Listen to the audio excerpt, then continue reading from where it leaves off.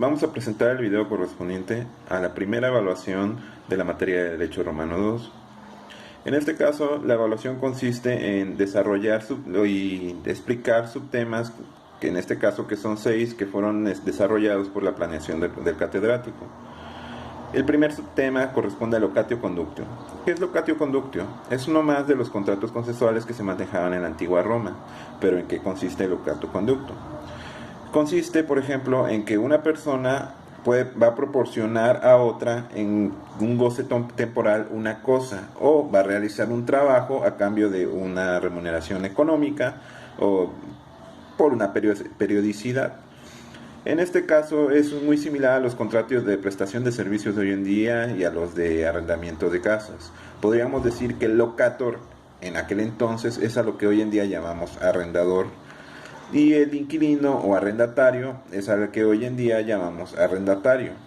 Este se podía dividir en 4 tipos de contratos o modalidades, que era el locatio conducto rerum, que es un arrendamiento; la parcería, que es cuando rentabas un predio rústico como una parcela o algo por el estilo; el locatio conductio operarum, que corresponde a un contrato de trabajo que viene siendo similar a la prestación de servicios; y el locatio conducto operis, que se le llama, hoy en día podría ser el contrato de obra.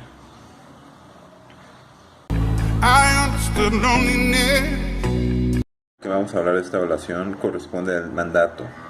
El mandato sigue siendo un contrato consensual, junto con el que vimos anteriormente, que es el locatio conductio, pero en el mandato, a diferencia del anterior, una persona le pide a otra que lleve a cabo una actividad en interés de esta misma y por su cuenta. ¿Qué quiero decir con esto? La persona que está pidiendo a la otra que lo realice se le llama mandante, y al que la realiza en su interés y por acto propio se le llama mandatario. Es entonces cuando podemos decir que este se caracteriza porque es gratuito. Regularmente así era. Había casos en los que no, que es en los casos como cuando un médico o un abogado prestaba sus servicios. Además de esto, el mandato tenía que cumplir ciertos requisitos. ¿Cuáles eran estos requisitos? Uno era que cumpliera con las buenas costumbres y la moral, y el otro es que fuera lícito.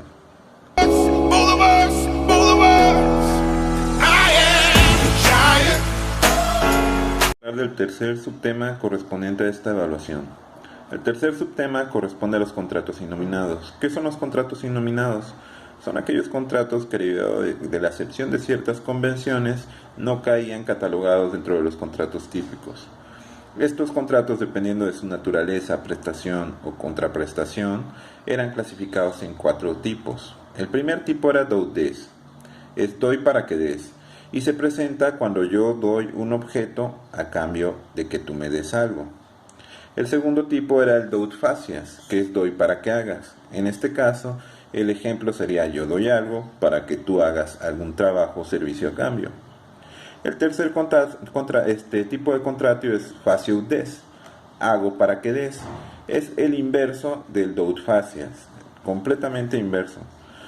Y el cuarto contrato es facio facias, que es hago para que hagas. En este caso es un intercambio de bienes o servicios de las dos partes que estén involucradas en él.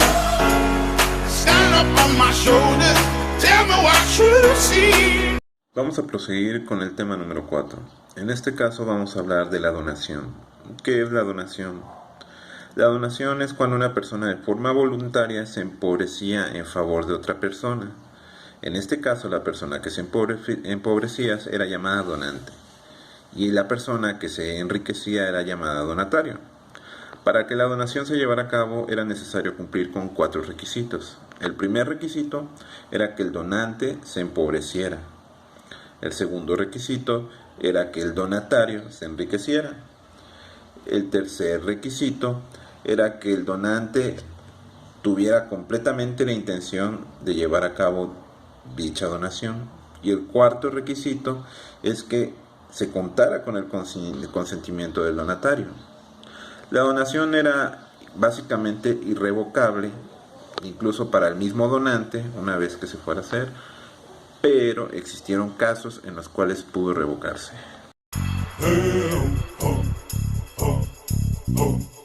Vamos a pasar al quinto tema, que corresponde al cuasicontrato. ¿Qué es un cuasicontrato? Dentro de las fuentes de obligaciones que conocemos, como son contratos y delitos, tenemos esta figura, que es el cuasicontrato. El cuasicontrato no es ni un contrato ni un delito, como bien su nombre lo dice. ¿Por qué? Porque este no entra dentro de la clasificación de los mismos. No derivaba directamente de algún acuerdo o negocio entre ambas partes, ni del incumplimiento de alguna obligación. Algunos de los casos más conocidos de cuasicontratos son, para darnos una idea, la gestión de negocios, el enriquecimiento ilegítimo y el caso previsto en la Lex Rodia Dei Acto.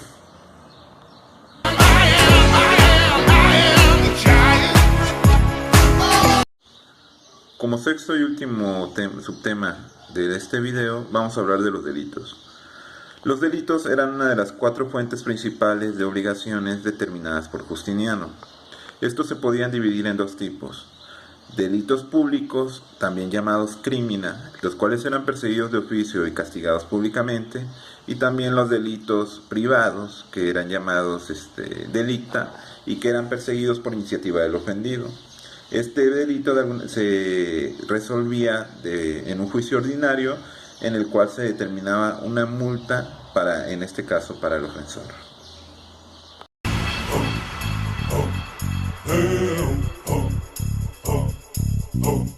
I'm gonna shake, roll away in the dirt under me, yeah. I'm gonna shake, roll away in the dirt under me, yeah. I'm gonna shake, roll away.